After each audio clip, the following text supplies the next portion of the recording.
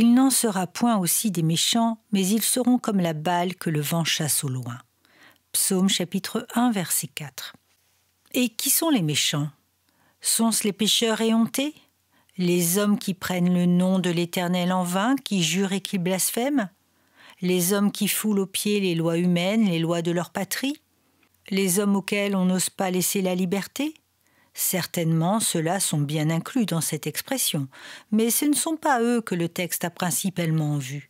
Si les malfaiteurs de cette espèce sont compris dans la catégorie des pécheurs et dans celle des moqueurs, il en est une autre classe expressément désignée par le terme de méchants. Et quels sont ces méchants? S'agit-il des hommes qui nient l'existence de Dieu, qui négligent les devoirs extérieurs de la religion, qui se moquent de tout ce qui est sacré et qui plaisantent insolemment sur les versets devant lesquels les anges tremblent? Ceux-ci encore sont compris dans le terme de méchants. Mais ils ne sont pas spécialement désignés ici. Ils sont de ceux que l'Écriture appelle des moqueurs, les pestes de l'humanité. Ce sont des hommes que leur iniquité ont devancé jusque devant le trône de Dieu, et dont les péchés crient vengeance devant l'éternelle justice. Mais la classe désignée par le terme de méchant est autre encore. De qui donc s'agit-il? En vérité, la réponse est de nature à vous frapper d'effroi.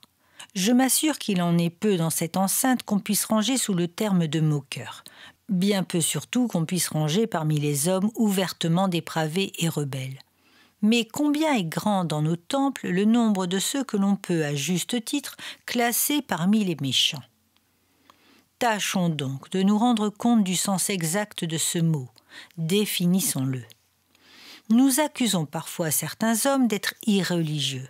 Et en vérité, être irreligieux, c'est être déjà bien mauvais. Mais malgré cela, il ne suffit pas d'être religieux pour être tel qu'on doit être. Bien des gens sont religieux, ils sont à l'égard de la loi et extérieurement sans reproche. Ils sont hébreux, descendus d'hébreux, pharisiens et de la secte la plus stricte. Ils ne négligent aucune cérémonie, ils ne transgressent aucune des règles de leur Église. Ils sont extrêmement ponctuels dans tous leurs devoirs religieux, et malgré cela, ils peuvent rentrer dans la classe des méchants. Car être religieux ou être pieux sont deux choses distinctes. Être pieux, pour le dire en un mot, c'est avoir l'œil constamment fixé sur Dieu, reconnaître sa main dans tout, se confier en lui, l'aimer et le servir. Tandis qu'être méchant, c'est précisément le contraire. C'est ne pas regarder à Dieu dans les choses de la vie et c'est vivre dans ce monde comme s'il n'y avait pas de Dieu. C'est, tout en prenant part aux diverses cérémonies de la religion, ne jamais en pénétrer le sens, ne jamais en rechercher l'efficace, ne jamais en sonder les saints mystères. Un tel homme voit les sacrements, mais n'y discerne pas Dieu. Il entend la prédication, vient à la maison de prière. Au milieu de la vaste assemblée, il courbe la tête, mais l'Éternel n'est pas présent devant lui et ne se manifeste pas à lui. Il n'entend pas la voix de Dieu et ne se prosterne pas aux pieds de son trône. Il est certainement un grand nombre de personnes ici qui sont forcées de confesser qu'elles ne croient pas en l'efficace du sang de Christ, qu'elles ne connaissent pas les précieuses influences de l'Esprit Saint et qu'elles n'aiment pas Dieu. Elles ne peuvent dire que c'est vers lui que tendent toutes les aspirations de leur vie. Et quoi? Vous avez été pendant les 6 jours de cette semaine absorbés par vos affaires. Vous leur avez consacré tout votre temps et rien de plus juste que d'être tout entier à ce qu'on fait. Mais combien n'y en a-t-il pas qui, pendant tout ce temps, ont oublié Dieu? Vous avez travaillé pour vous et non pas pour Dieu. L'homme pieux fait toutes choses au nom de son Dieu. Tel est du moins son plus ardent désir. Soit qu'il mange ou qu'il boive, quoi que ce soit qu'il fasse, il s'efforce de faire tout au nom du Seigneur Jésus. Mais vous n'avez pas reconnu Dieu comme votre Dieu dans votre comptoir. Vous n'avez pas pensé à lui dans vos rapports avec vos semblables. Vous avez agi à leur égard comme s'il n'y avait point de Dieu. Et encore aujourd'hui, peut-être vous êtes obligé de confesser que votre cœur n'aime pas le Seigneur. Vous n'avez pas fréquenté sa compagnie. Vous ne recherchez pas la retraite. Vous ne prenez pas plaisir à le prier dans le secret. Or, les enfants de Dieu ne sauraient être heureux sans parler de temps à autre à leur Père. Les fils du Tout-Puissant éprouvent le besoin d'avoir de fréquentes entrevues avec l'Éternel. Ils aiment à se tenir près de lui. Ils sentent qu'il est leur vie, l'objet de leur affection, leur tout. Leur cri de chaque jour est « Seigneur, attire-moi près de toi. Viens à moi ou élève-moi jusqu'à toi. » Ils soupirent après lui dans l'ardent besoin de mieux le connaître, de mieux refléter son image. Ils s'efforcent de garder ses commandements et demandent sans cesse à être remplis de son esprit. Mais tels ne sont pas vos désirs. Vous n'éprouvez aucun besoin de ce genre. Vous n'êtes pas à la vérité adonnés à la boisson, vous ne prononcez pas des jurements, vous n'êtes ni voleur ni impudique. À ces divers égards, vous êtes exempts de reproches. Et néanmoins, vous êtes impie et méchant, vous êtes sans Dieu dans le monde. Ce Dieu n'est point votre ami, il n'est point votre secours ni votre refuge. Vous ne vous êtes pas attaché à lui de toutes les forces de votre âme. Vous n'êtes pas ses enfants, vous n'avez pas l'esprit d'adoption par lequel nous crions « Abba », c'est-à-dire « Père ». Vous pourriez à la rigueur vous passer de Dieu. En un mot, quand vous pensez sérieusement à lui, cette pensée éveille en vous une certaine terreur et ne vous fait éprouver aucune émotion de joie. Vous êtes donc des impies, et c'est à vous, prenez-y bien garde, que tout mon discours s'adresse. Ne vous mettez pas à regarder autour de vous et à dire « j'aimerais bien savoir ce qu'en pense mon voisin ». N'allez pas songer, je vous en prie, à tel ou tel mauvais sujet qui aura dépensé son avoir en orgie ou en débauche, mais pensez à vous-même. Si vous n'êtes pas né de nouveau, si vous n'êtes pas participant de l'Esprit de Dieu, si vous n'êtes pas réconcilié avec Dieu, si vos péchés ne vous sont pas pardonnés, si aujourd'hui vous n'êtes pas encore des membres vivants de l'Église vivante de Jésus-Christ, toutes les malédictions écrites dans ce livre vous concernent, et surtout celles que mon devoir est de faire tonner aujourd'hui à vos oreilles. Je demande à Dieu que les paroles que je vais prononcer pénètrent vos âmes afin que vous trembliez devant le Très-Haut et que vous cherchiez celui qui se laissera certainement trouver par vous si vous le cherchez de tout votre cœur. Vous verrez sans peine que mon texte peut se diviser en 3 parties. Il contient premièrement une redoutable négation. Il n'en sera point ainsi des méchants. Puis une terrible comparaison. Ils seront comme la balle. Et enfin, une effrayante prophétie. Ils seront comme la balle que le vent chasse loin. Voyons d'abord la redoutable négation. La version latine dite la Vulgate, la version des Septante traduisent « pas ainsi pour les méchants », « pas ainsi ». Selon elle, il y a donc ici une négation réitérée, et pour comprendre sur quoi porte cette négation répétée, il faut lire le verset 3. Le juste y est représenté comme un arbre planté près des eaux courantes qui porte son fruit en sa saison, son feuillage ne se flétrira point et tout ce qu'il entreprendra prospérera. Pas ainsi pour les méchants, pas ainsi. Pour développer cette négation, il nous faut donc reprendre chaque clause de la phrase précédente. Les méchants sont donc aussi comme un arbre planté. Pour autant qu'on peut les comparer à un arbre, ils sont des arbres, 2 fois morts et déracinés. Ou si on peut les comparer à quelque chose de vivant, ils sont comme l'arbre qu'une main inconnue a planté par hasard dans le désert et qui n'a rien pour nourrir son existence. Un des traits caractéristiques du chrétien, c'est qu'il est comme un arbre planté. Cela veut dire qu'une providence particulière décide de sa position et travaille à sa culture. Vous connaissez tous la différence qui existe entre un arbre planté exprès et un arbre qui a cru naturellement. L'arbre qui est planté exprès dans un jardin reçoit la visite de celui qui le cultive. Celui-ci le déchausse, le garnit de fumier, le nettoie, l'émonde et vient y chercher les fruits. Un tel arbre est la propriété de quelqu'un et devient l'objet de soins assidus. Mais l'arbre de la forêt ou de la plaine, qui a cru naturellement, n'est la propriété de personne. Nul ne veille sur lui, nul cœur ne soupirera si la foudre le frappe et le consume. Nul ne versera des larmes si la sécheresse l'atteint et vient flétrir son feuillage. Il n'est à personne, il ne couvre de son ombrage aucune chaumière. Nul homme ne prend soin de lui, qu'on l'arrache, car pourquoi épuiserait-il inutilement le terrain sans en rendre aucun fruit ? Les méchants sont cependant soumis à une providence générale, de la même manière que tout ce qui existe, en ce sens que Dieu gouverne toutes choses. Mais le juste est l'objet d'une providence spéciale. Il est un arbre planté. Toute chose concourt à son bien. Le Seigneur Dieu est son gardien. L'Éternel bénit à cause de lui la terre, afin qu'elle lui rende son fruit. Les choses les plus précieuses des cieux, la rosée, l'abîme qui gît au-dessous de la terre, les fruits délicieux que le soleil fait éclore, les douces influences exercées par la lune, tout cela est son héritage. Le Tout-Puissant fait bonne garde autour de lui. Si la mortalité passe dans le pays, il ne permet pas que ses flèches le frappent, à moins que ce ne soit pour son bien. Si la guerre promène ses ravages, il étend son égide pour couvrir son enfant. Et si la famine vient, il le nourrit, en sorte qu'au sein de la disette même, il ne manque de rien.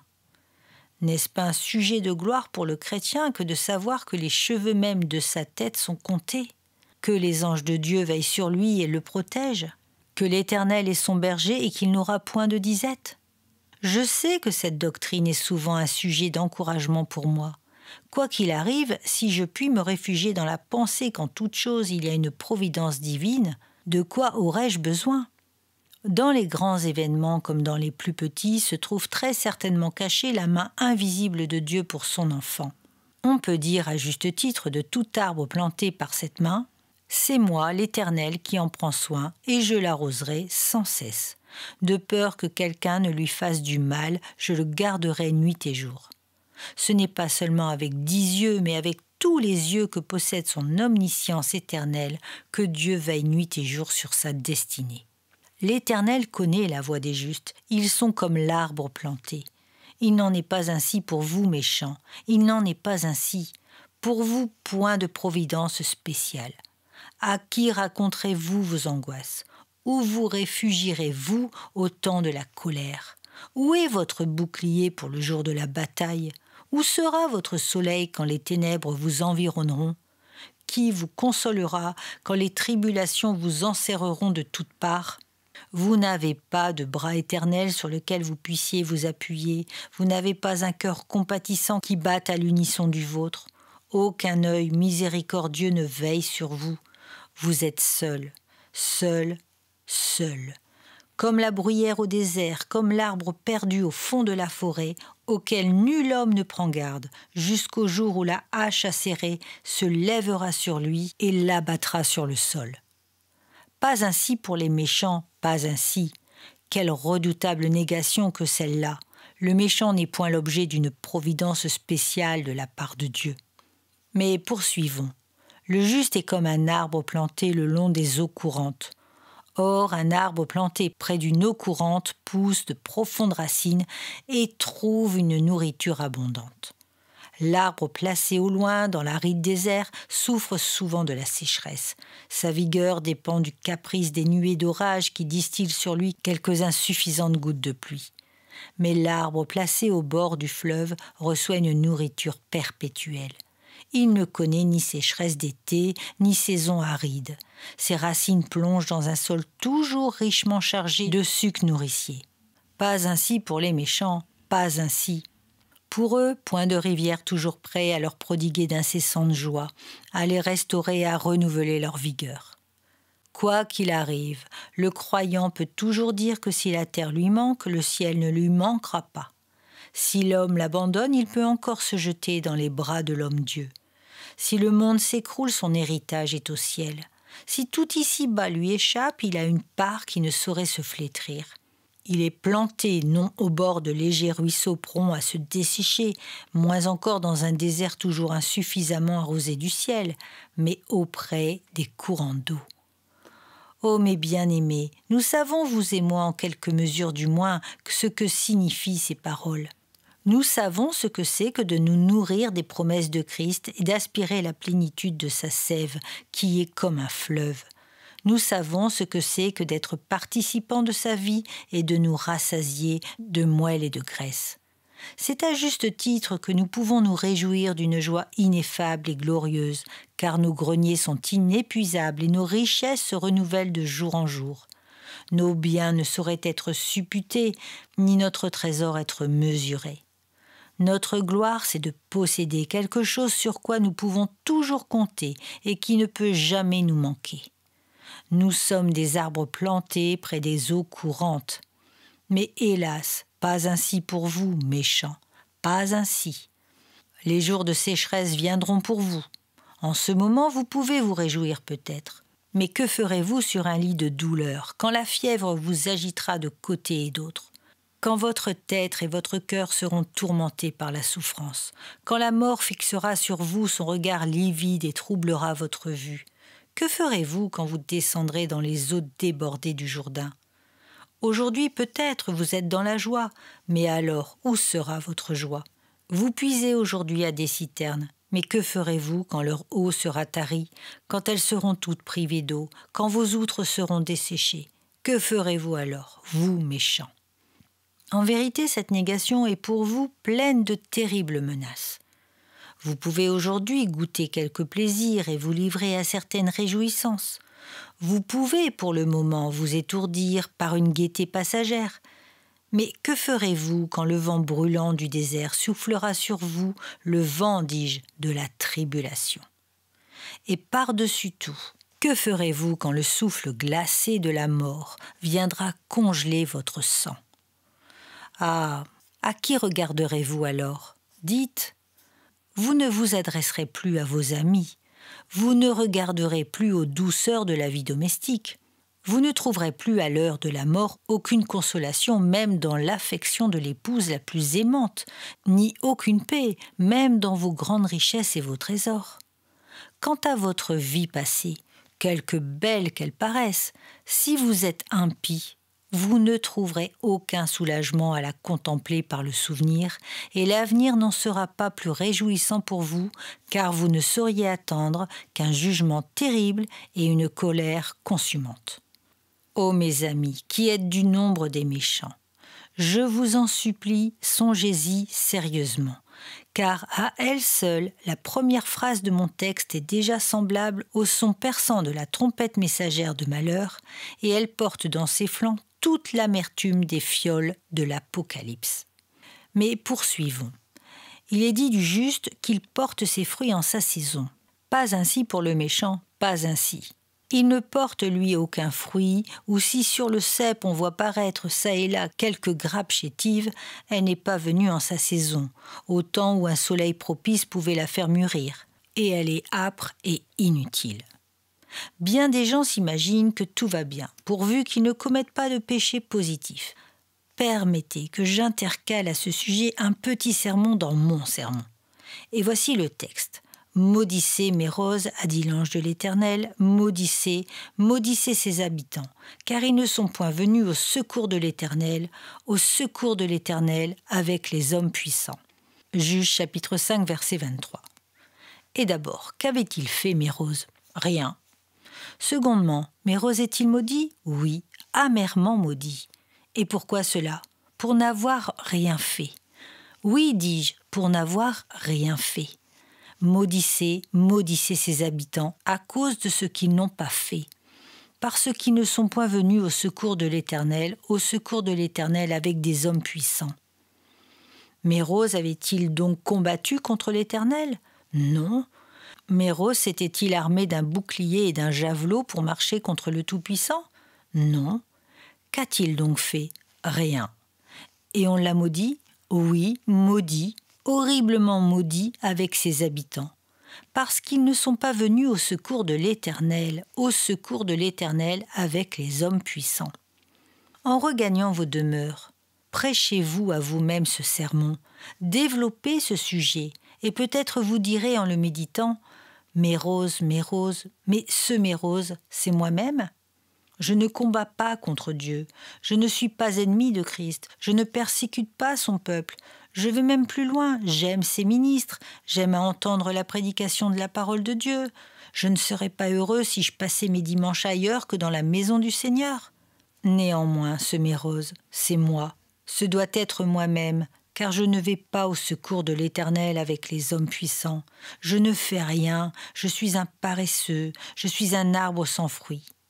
Ah, souvenez-vous qu'en ce cas, vous êtes maudit, horriblement maudit, et cela non pas pour ce que vous avez fait, mais pour ce que vous n'avez pas fait.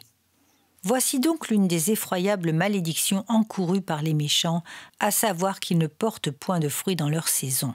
Eh oui, regardez plutôt vos œuvres et dites-moi à quoi vous êtes bon en ce monde. Vous êtes l'appui et le soutien de vos familles? C'est bien, que Dieu bénisse votre œuvre à cet égard et vous donne de bien élever vos enfants. Mais quant à l'Église, à quoi êtes-vous bon? Vous occupez une place dans le temple. Il y a des années que vous l'occupez. Que savez-vous si vous n'avez pas occupé inutilement cette place et si telle autre ne s'y serait pas convertie depuis longtemps, à supposer qu'elle eût été laissée à sa disposition? Vous êtes assis à la vérité et vous écoutez le sermon. Mais à quoi bon si ce sermon ne fait qu'aggraver votre condamnation? Il est vrai que vous faites en cela comme tant d'autres, mais qu'importe si vous êtes la brebis tarée du troupeau? Que faites-vous pour Christ? De quelle utilité êtes-vous? Avez-vous ajouté une seule pierre à son édifice spirituel? Avez-vous fait au moins ce que fit la pauvre pécheresse qui brisa son vase d'albâtre et en répandit le parfum sur la tête du maître? Hélas, vous n'avez rien fait pour lui.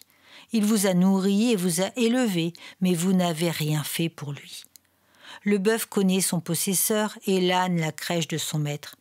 Mais vous ne connaissez rien et vous ne réfléchissez à rien. Voici en ce jour l'Éternel plaide contre vous, non pour ce que vous avez fait, mais pour ce que vous n'avez pas fait. Il vous a donné le ministère. Vous êtes invités chaque dimanche. Je vous ai averti, je vous ai invité moi-même avec larmes et avec angoisse. Vous continuez à entendre la prédication. Vous jouissez de privilèges bien grands. Dans sa bonté, Dieu prend soin de vous élever, de vous nourrir. Dans ses compassions, il vous couvre de vêtements, mais vous ne faites rien pour lui. Vous occupez inutilement le terrain. Vous ne portez aucune espèce de fruit. Ô mon cher auditeur, prenez à cœur ce que je vous dis, je vous en prie, car ces paroles sont un signe, un avertissement, aussi bien qu'une malédiction. Cette paresse n'est pas un simple défaut de votre caractère, mais un état d'âme que Dieu frappe de malédiction. Tu es méchant par cela seul que tu ne portes point de fruits. Tu n'aimes pas l'Éternel, et c'est pourquoi tu es stérile. Tu ne te confies point en Christ, et c'est pourquoi tu n'es pas comme l'arbre qui porte ses fruits en sa saison. Continuons la description. Aussi son feuillage ne se flétrira point. Pas ainsi pour le méchant, pas ainsi. Le feuillage du méchant, au contraire, se flétrira. Je vois devant moi aujourd'hui bien des preuves de l'accomplissement de cette parole. Regardez. Voyez combien d'hommes à la tête blanchie par l'âge s'assemblent chaque dimanche pour entendre la parole. Bon nombre d'entre eux aimaient Christ pendant leur jeunesse. Ils goûtaient alors une joie ineffable et glorieuse, en faisant profession de croire en lui. Aujourd'hui, ils sont entrés dans ce qu'on appelle l'arrière-saison, l'automne de la vie. Mais ils ne s'en aperçoivent guère, car dans leur vieillesse, ils portent encore des fruits. Ils sont encore forts et vigoureux et témoignent ainsi de la fidélité du Seigneur. Leur feuillage ne s'est point flétri. Ils sont tout aussi actifs que jamais pour la cause de Christ, et ils en sont toujours plus heureux. Au lieu de demeurer stériles, ils portent des fruits toujours plus doux et plus succulents. Quand on les voit au milieu de la génération plus jeune, ils y brillent comme des lumières au milieu du monde. Ou pour reprendre l'image du texte, tandis que leur tête se penche sous le poids des années, ils sont comme des arbres dont les rameaux fléchissent sous le poids des fruits. Quelle bénédiction, vénérable frère, que de choisir le Seigneur pour sa part dès les jeunes années, surtout quand ce choix est irrévocable et quand cette bénédiction s'étend sur toute la vie. Voir un Rowland Hill prêcher encore, tout en chancelant sur le bord de la tombe, et l'entendre parler de la fidélité de Christ, quel glorieux spectacle! C'était bien là une preuve. Voilà bien un feuillage que la flétrissure n'avait pas atteint. Avez-vous trouvé beaucoup d'arbres qui, comme celui-là, restassent toujours verts pendant 80 ans sans jamais se flétrir? Avez-vous jamais connu une autre religion qui sut conserver aux vieillards une éternelle jeunesse et les faire sauter de joie malgré leur grand âge? Cette religion prodigieuse est celle de Christ. Notre feuillage ne se flétrit point. Mais hélas, pas ainsi pour les méchants, pas ainsi. Votre feuillage se flétrira, ou tout au moins, quand celles qui regardent par les fenêtres seront obscurcies, quand celles qui meulent cesseront, parce qu'elles auront été diminuées, quand les jours mauvais de la vieillesse viendront sur vous, et lorsque la sauterelle deviendra pesante, alors, si ce n'est même bien avant cette heure, alors votre feuillage se flétrira. Ah, qu'ils sont nombreux ceux dont la feuille se dessèche. Un souffle du Tout-Puissant passe et l'arbre qui jadis était si verdoyant jaunit et meurt. Puis son branchage se noircit et on l'arrache. Combien nous en avons vu tomber ainsi pendant notre vie?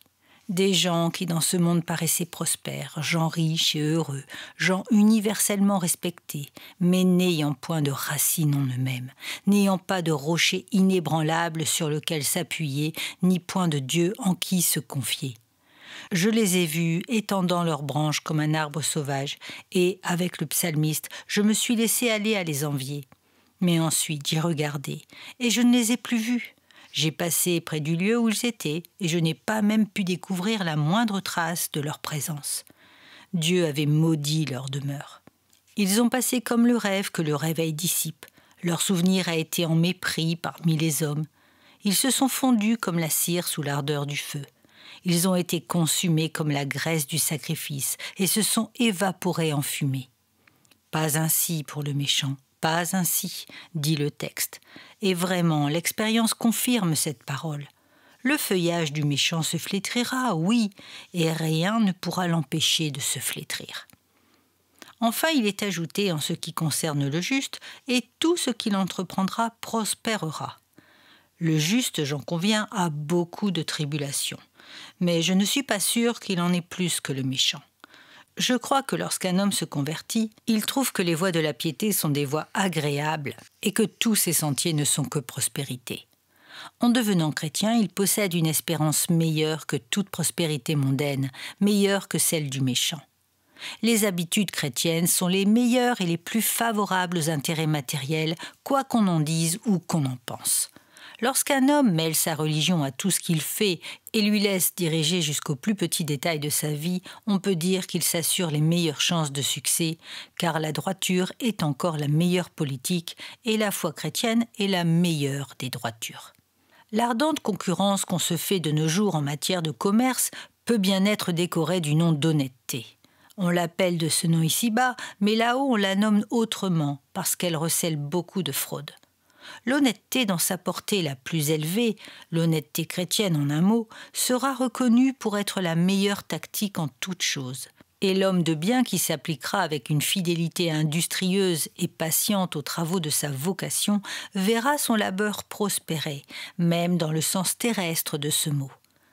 À supposer d'ailleurs qu'il n'obtienne pas tout le succès qu'il désire, il sait toutefois une chose, c'est qu'il l'obtiendrait s'il devait en être réellement plus heureux. J'entends souvent des chrétiens dire « Hélas, je fais bien peu d'affaires. Mais j'ai suffisamment pour vivre d'une manière aisée et être heureux. Je n'ai jamais aimé la concurrence et la trop grande ardeur au gain. Je ne me sens pas fait pour cela, et je bénis parfois le Seigneur de ce qu'il n'a pas permis que je m'aventurasse sur ce torrent fougueux et de ce qu'il m'a conduit paisiblement le long du rivage. » Et j'ai fait une observation contre laquelle je ne pense pas qu'on puisse m'alléger des faits, savoir que les hommes d'un esprit débonnaire et humble sont aussi les meilleurs en même temps que les plus heureux des chrétiens, et que tout ce qu'ils entreprennent réussit nécessairement parce qu'ils parviennent à obtenir ce qu'ils ont souhaité, quoiqu'ils aient peu souhaité, et parce qu'ils peuvent satisfaire tous leurs besoins, quoique leurs besoins soient modestes. Ils ne s'engagent jamais trop avant et n'en sortent ni épuisés, ni les mains vides. Ils se contentent de faire le nécessaire, regardant sans cesse au Dieu qui pourvoit à leurs nécessités, et ils n'en demandent pas davantage. Aussi, tout ce qu'ils entreprennent leur réussit. Et si même ils venaient à perdre tout et à être plongés dans la misère, ils trouveraient encore que la pauvreté est la meilleure des prospérités pour eux, car en diminuant leur prospérité temporelle, Dieu n'aurait fait qu'augmenter leur prospérité spirituelle. Pas ainsi pour le méchant, pas ainsi. Tout ce qui arrive au méchant, soit bien, soit mal, est pour lui une perte. Il dépose son argent dans un sac percé de toutes parts. Ce qu'il met de côté se rouille et engendre corruption. Ce qu'il dépense ne lui profite pas. L'homme sans Dieu ne saurait être prospère. S'il s'engraisse, c'est pour aller à la tuerie. S'il tombe dans l'adversité, son malheur n'est que le prélude d'un désastre infiniment plus affreux. Rien dans cette vie n'est un gain pour le méchant. Les douceurs qu'il goûte sont les douceurs empoisonnées du péché qui le tue. La beauté qui le séduit est comme le visage fardé de la femme de mauvaise vie. Au-dessous, tout est dégoût et pourriture. La fosse pourra bien être recouverte d'une certaine verdure, mais au-dedans gît toujours le cadavre et une repoussante corruption. Quoi que ce soit que le croyant fasse, ce qu'il entreprendra prospérera. Pas ainsi pour le méchant, pas ainsi. En vérité, cette partie de ma prédication est assez effrayante. Voir à jamais close devant soi la voie du bonheur, s'entendre refuser toutes les promesses, être toujours privé de la bénédiction réservée aux justes, ce châtiment destiné à ceux qui se perdent est déjà plus que suffisant pour nous faire reculer d'épouvante. Voyons maintenant en peu de mots notre second point et considérons quelques instants la terrible comparaison. Les méchants seront comme la balle. Ils ne sont pas comme l'arbre sauvage, car dans cet arbre il y a une vie, tandis qu'ils sont morts dans le péché. Ils ne sont pas même comparés ici à un arbre mort et déraciné, car il peut encore être de quelque utilité. La main du pauvre peut l'arrêter, tandis qu'il flotte emporté par le torrent, et s'en servir pour rallumer son feu et réchauffer sa demeure désolée. Ils ne sont pas même comparables à la bruyère du désert, car elle sert encore à certains usages, et en tout cas elle réjouit le cœur du voyageur au milieu des solitudes. Ils ne ressemblent à rien de ce qui a vie, à rien de ce qui a quelque valeur. Ils sont comparés dans le texte à la balle que le vent chasse loin. Vous voyez déjà combien cette figure est terrible. Ils sont comme la balle. Cette balle dont il s'agit ici est composée de pellicules légères qui enveloppent le bon grain. Quand on moissonne le blé et qu'on le rentre dans le grenier, on ne garde que le grain, car il est seul utile. Mais la balle qui a poussé avec le blé et qui, lui, a servi d'enveloppe pendant sa croissance, n'a plus aucune utilité. On la sépare donc et on la jette de côté. Or, les méchants sont comparés à la balle, et si vous y réfléchissez, vous en découvrirez plus d'une raison. D'abord, ils sont comme la balle parce qu'ils sont dépourvus de sève et stériles. La balle, en effet, n'a plus aucune sève vivante en elle-même. Elle n'est plus d'aucune utilité. Les hommes n'ont qu'un désir, celui de s'en débarrasser. Ils prennent le van dans leurs mains afin d'en purger complètement le blé. Ils jettent le bon grain devant la brise du jour afin que son souffle détache et emporte au loin la balle. Ce qu'ils désirent le plus, c'est de se défaire de cette balle et de la voir voler le plus loin possible sur les ailes des vents. La balle, en second lieu, est légère et mobile.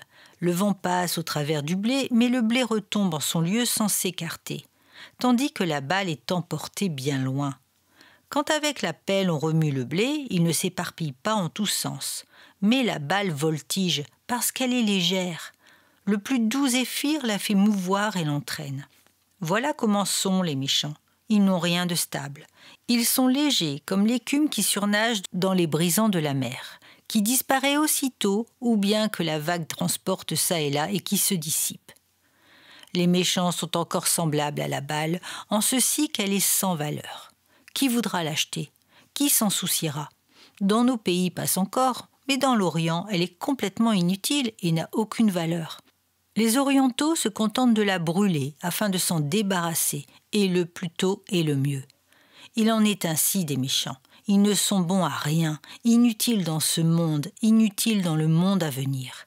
Ils sont le rebut, la lie de la création. Quelque grande que soit l'opinion que le méchant a de lui-même, il n'est rien aux yeux de Dieu. Orner son cou d'une chaîne d'or, décorer sa poitrine d'une étoile, ceigner son front d'une couronne. Qu'est-il après cela, sinon une masse de vile et inutile matière, si ce n'est moins encore? Les méchants ne sont devant Dieu que poussière. Il les foule à ses pieds. Le vase du potier a ses usages, le tesson même peut être utile à quelque chose. Quelque Job pourrait encore s'en servir. Mais que faire de la balle? Elle ne sert de rien et nul ne s'en soucie. Supputez donc votre valeur, chers auditeurs qui ne craignez pas Dieu. Faites votre compte et envisagez votre situation sous son véritable jour. Vous croyez avoir une grande valeur, mais Dieu dit que vous n'êtes bon à rien. Vous êtes comme la balle que le vent chasse loin. Je ne veux pas m'arrêter plus longtemps sur ce point et je passe au dernier, qui est la terrible prophétie contenue dans ce verset. Ils seront comme la balle que le vent chasse loin. Dans la nature, rien n'est plus intimement lié au bon grain comme la balle. Elle lui sert d'enveloppe, tous deux croissent ensemble. Mes chers auditeurs, c'est ici surtout que je tiens à vous parler clairement et directement. Rien n'est plus intimement lié au juste dans ce monde comme le méchant. L'un d'entre vous est peut-être un méchant, tandis que son fils est injuste. Il remplit envers son enfant le même rôle qui est assigné à la balle relativement au bon grain. Cet enfant, vous l'avez nourri, vous l'avez réchauffé avec amour sur votre sein, vous l'avez entouré et protégé comme la balle enveloppe et protège le bon grain. N'est-il pas affreux de penser qu'après avoir été si étroitement lié à un enfant de Dieu, vous en serez à jamais séparés au jour des grandes rétributions? La balle ne saurait entrer au ciel avec le blé. Et vous? Vous êtes le fils d'une pieuse mère. Vous avez grandi sur ses genoux. Lorsque vous étiez encore tout jeune, elle vous enseignait à dire vos prières enfantines et à chanter « Bon Jésus, humble et doux sauveur, regardez à moi, faible et pauvre enfant ». Cette mère voyait en vous un sujet d'espérance et de joie. Aujourd'hui, elle n'est plus. Mais vous étiez jadis à son égard ce que la balle est au bon grain. Vous aviez cru, pour ainsi dire, sur la même tige, vous étiez de la même famille, et son cœur ne faisait qu'un avec le vôtre. Vous étiez son bonheur et sa joie ici-bas. La pensée d'être à jamais séparé d'elle si vous mourrez tel que vous êtes ne vous cause-t-elle aucune douleur? Vous ne pourrez jamais aller là où elle est. Peut-être ai-je ici devant moi une mère qui a perdu plusieurs enfants. Elle a été pour eux ce que la balle est relativement au blé. Elle les a nourris dans son sein et s'est réjouie en eux. Ils ont été recueillis parmi le bon grain dans les greniers de Dieu et ils sont là auprès de Jésus. Leurs jeunes âmes s'égaient autour du trône du Très-Haut. La mère qui est encore au monde n'y songe pas, et cependant elle est mère de ses anges. Et elle est encore, qui sait, une fille de l'enfer. Ah, pauvre mère, que dites-vous de cela? Cette séparation d'avec vos enfants sera-t-elle éternelle? Faudra-t-il qu'au dernier jour, au grand jour des rétributions, vous soyez jugés comme n'étant que la balle et que vous soyez arrachés pour toujours à vos enfants? Un tel sort vous satisfera-t-il? Pourrez-vous supporter de les voir dans le ciel et d'être vous-même jetés dehors pour l'éternité? Pouvez-vous supporter une pareille pensée? Serait-il possible que votre cœur fût tellement dégradé? Serait-il devenu aussi dur que la meule de dessous? S'il n'en est pas ainsi, la pensée d'être certainement séparé un jour de ces enfants de Dieu, avec lesquels vous êtes aujourd'hui si étroitement liés, doit vous faire trembler. Et regardez, ici même, chers auditeurs, vous êtes assis côte à côte avec des enfants du royaume. Vous chantez les mêmes hymnes, vous entendez les mêmes paroles, peut-être donnez-vous de votre argent pour les besoins matériels de la communauté. Vous êtes à l'égard de l'Église ce que la balle est à l'égard du blé. Vous êtes la rugueuse enveloppe qui entoure la noix, la congrégation qui entoure le noyau vivant de l'Église. Faudra-t-il que vous soyez séparés de nous? Quitterez-vous avec joie les chants sacrés des saints pour les hurlements des réprouvés? Cette pensée me suffoque. Je ne puis que parler bas sur ce sujet pendant quelques instants. Ah, cette pensée, mes chers frères, était jadis une de celles qui me torturaient le plus. Ma mère me dit un jour, après avoir longtemps prié pour moi et être parvenue à la conviction que mon cas était désespéré. « Ah, mon enfant, si au dernier jour tu es condamné, souviens-toi que ta mère dira Amen à ta condamnation. » Cette parole fut pour moi comme un coup de poignard. Faudra-t-il que la mère qui m'a porté dans son sein et qui m'a tant aimé dise Amen lorsqu'au grand jour ma condamnation sera prononcée? Cependant, il ne peut en être autrement. Le blé ne dit-il pas Amen lorsque le vent porte la balle? La prière même du bon grain n'est-elle pas que cette balle soit séparée d'avec lui? Et quand cette prière sera exaucée, quelque affreux que soit l'exaucement, le blé ne pourra que dire Amen lorsque la balle sera jetée loin et brûlée au feu qui ne s'éteint point. Songez-y, chers auditeurs, songez-y. Est-il possible? Faudra-t-il que je dise adieu à l'épouse que j'ai aimée et qui a servi le Seigneur en esprit? Faudra-t-il que je voie son corps déposé dans la tombe, et là, debout devant cette dépouille mortelle, faudra-t-il que je lui dise un éternel adieu? Faudra-t-il que je sois à toujours séparé d'elle, parce que je ne crains pas Dieu, parce que ne voulant point m'enquérir de lui, je ne puis avoir aucune part avec ses élus? Quoi? Ces parents que vous avez chéris seront-ils perdus éternellement pour vous? Votre tendre père et votre pieuse mère ne seront-ils donc endormis en paix dans une douce et inébranlable espérance, espérance à laquelle vous êtes étrangers? Ne voudrez-vous pas entonner avec eux le cantique de triomphe? Ne vous reverrez-vous plus? La mort aura-t-elle creusé entre vous un abîme infranchissable? Oh, j'espère que pour plusieurs, il est une grande joie, celle de penser que nous retrouverons là-haut beaucoup de parents et d'êtres bien-aimés. Quand nous les perdions l'un après l'autre, cet espoir était notre grande consolation. Ils sont partis les premiers, nous disions-nous, mais bientôt nous les suivrons. Ils ne sont pas perdus, ils nous ont devancés. Leurs corps sont dans la terre, mais leurs âmes sont dans le paradis, et nous y serons bientôt auprès d'elles. Quand nous avons entrevu la face de notre Sauveur et que nous avons été remplis de joie à cette glorieuse vision, nous nous sommes dit que nous les retrouverions auprès de lui et que nous vivrions avec eux dans une communion plus profonde et plus pure que par le passé, pendant les jours de leur vie mortelle. Mais voyez quelle lugubre prophétie! Les méchants sont comme la balle que le vent chasse loin. Vous remarquerez que la partie terrible de ma prédication ne se montre pas à la surface. Ils seront comme la balle que le vent chasse loin. Et où la chasse-t-il? Où? Où sont-ils ainsi chassés? L'homme est en santé, le soleil brille, le ciel est pur et serein, la nature est calme et silencieuse. Tout à coup, une légère vapeur de la grandeur de la main paraît à l'horizon. À peine quelques symptômes précurseurs se montrent, et aussitôt la brise caressante et imperceptible se lève et l'ouragan se déchaîne. Le méchant sent le souffle glacé qui le frappe, et pour se protéger contre lui, il appelle le médecin et se berce de l'espoir qu'il réchappera. La tempête gronde furieuse et se renforce. Dieu l'a décrété et l'homme ne saurait l'empêcher. La brise devient un vent violent, puis une rafale, puis une tempête, puis un ouragan terrible. Son âme est emportée. S'envoler vers le ciel sur les ailes des anges est une chose glorieuse, mais être emporté de ce monde avec les méchants est chose effroyable. Être emporté non sur les ailes des chérubins, mais sur les ailes des vents. Être emporté non par ces divins chanteurs des sphères célestes, mais par les redoutables esprits de l'abîme, au milieu de la furie de la tempête, est chose épouvantable. Les méchants sont comme la balle que le vent chasse loin. Comprenez-vous bien cette image? Je ne sais comment l'exprimer tout entière. Comment rendre l'étrange et funèbre poésie de ce gigantesque orage qui balaie l'homme de la place qu'il occupait et qui l'emporte au loin? Tâchez maintenant de le suivre par la pensée, tandis que je vous demande de nouveau où le vent le chasse-t-il? Je le vois enlevé par le tourbillon loin des plages de cette vie. Je le vois traversant les espaces, mais en vain mon imagination cherche à se représenter ce moment qui suit la mort.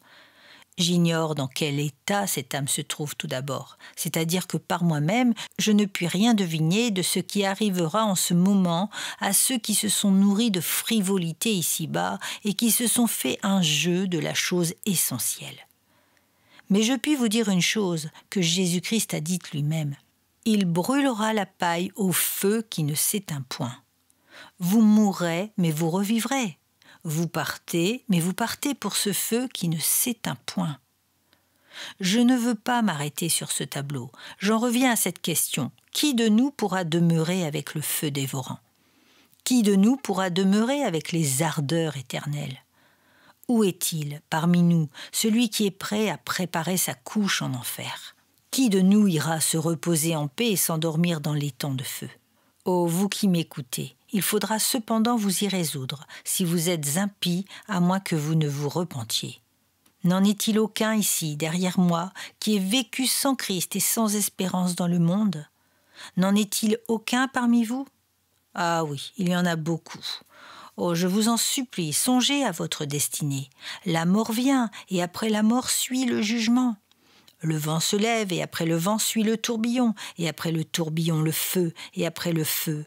encore le feu et rien que le feu, à jamais, à toujours, perdu pour l'éternité, jeté dehors, là où aucun rayon d'espérance ne pénètre plus, où aucun regard de miséricorde ne tombera plus sur vous, où aucune main ne s'étendra vers vous pour vous secourir. Je vous en supplie, oh, je vous en supplie par le Dieu vivant, en présence duquel vous êtes en ce moment, tremblez et repentez-vous. Baisez le Fils, de peur que vous ne périssiez, alors que sa colère s'allumera tant soit peu. Tophet est déjà préparé, mais il est apprêté pour le roi. Il l'a fait profond et large. Son bûcher, c'est du feu. Il y a beaucoup de bois. Le souffle de l'Éternel l'allumera comme un torrent de soufre. Retournez-vous, retournez-vous. Pourquoi péririez-vous, ô maison d'Israël ? Que le méchant abandonne sa voie et l'injuste ses pensées et qu'il revienne au Seigneur. Et il aura pitié de lui, car il pardonne abondamment. Ah, que Dieu le Saint-Esprit daigne toucher en ce moment quelque cœur révolté et méchant, qu'il vous donne de réfléchir. Et souvenez-vous, chers auditeurs, que si maintenant il s'élève dans vos consciences quelques soupirs vers Christ, vous devez vous hâter de l'accueillir, de soigner cette petite étincelle et de souffler sur elle jusqu'à ce qu'elle devienne un grand feu. Si vos cœurs sont tant soit peu touchés en ce jour, ne résistez pas, n'éteignez pas cette flamme divine. Rendez-vous au Seigneur et n'oubliez pas cette parole encourageante, que quiconque veut venir vienne et qu'il prenne librement des eaux de la vie. Je tonne contre vous, mais c'est pour vous amener à Christ. Oh, si seulement vous vouliez venir à lui. Oh, si vos pauvres cœurs pouvaient seulement être touchés à salut. Oh, si vous pouviez parvenir à pleurer sur vous-même comme je pleure en ce moment sur vous. Oh, si vous pouviez concevoir combien il sera affreux d'être jeté dehors pour toujours. Pourquoi péririez-vous ? L'éternelle destruction aurait-elle pour vous des attraits ? Le péché vous semble-t-il chose si délicieuse que vous preniez votre parti de brûler dans les tourments éternels afin d'en jouir ? Et quoi ? Christ est-il donc un maître si dur que vous ne puissiez l'aimer ? Sa croix est-elle un objet si repoussant que vous ne vouliez pas jeter les yeux sur elle ? Je vous en conjure au nom de celui dont le cœur est amour, au nom du Rédempteur crucifié qui vous parle aujourd'hui par ma bouche et qui pleure par moi sur votre sort. Je vous en conjure, regardez à lui et soyez sauvés, car il est venu au monde pour chercher et sauver ceux qui étaient perdus. Et il ne jettera dehors aucun de ceux qui viendront à lui. Il est puissant pour sauver parfaitement tous ceux qui viennent à Dieu par lui. Ô Esprit de Dieu, attire en ce moment ces pécheurs. Pécheurs, je vous presse de saisir Jésus-Christ. Touchez le bord de sa robe. Voyez-le, il est pendu au bois, infâme, pour vous. Comme Moïse éleva le serpent dans le désert, de même Jésus a été élevé. Regardez. Regardez, je vous en supplie, et soyez sauvés. Croyez au Seigneur Jésus et vous vivrez. Je vous supplie, comme si Dieu vous suppliait par ma bouche, je vous conjure au nom de Jésus, soyez réconciliés avec Dieu et que l'Esprit Saint rende cet appel efficace. Puissent les anges se réjouir en cet instant de ce que des pécheurs se tournent vers le Seigneur et sont sauvés. Amen.